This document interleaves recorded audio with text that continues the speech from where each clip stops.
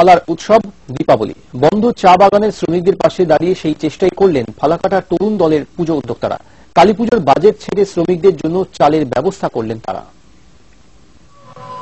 2002 সাল থেকেই টানা বন্ধ জলপাইগুড়ির ঢেকলাপাড়া চা বাগান। পালা বদলের পর বর্তমান রাজ্য সরকারের তরফে বাগানটি খোলার হাজার চেষ্টা হয়েছে। বাদ সেধেছে আইনি জটিলতা। উৎসবের মরশুমেও তাই নিত্য অভাব অনটনী রোজনামচার ঢেকলাপাড়ার। সংবাদ মাধ্যমে সেই খবর জানতে পেরে শ্রমিকদের পাশে দাঁড়ালেন ফালাকাটা তরুণ দল ক্লাবের সদস্যরা।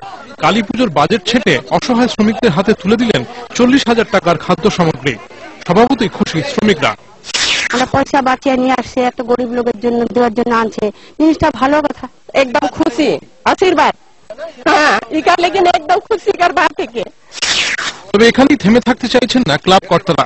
আগামী দিনেও শ্রমিকদের জন্য কিছু করা যায় কিনা তা নিয়ে ইতিমধ্যেই ভাবনা চিন্তা শুরু করেছেন তাঁরা। আগামীতে আরো চেষ্টা করব ওনাদের পাশে দাঁড়ানোর, আরো কোনো সুযোগ সুবিধা করে দেওয়া যায় কিনা সেদিকে আমাদের খেয়াল থাকবে। অভাব অনটনে জেরবার ঢেকলাপাড়া দিন কয়েক আগেই ইচ্ছা মৃত্যুর আবেদন জানিয়েছিল সরকারের কাছে। ছুটে যান নেতা মন্ত্রীরা, সমাধান মেলেনি।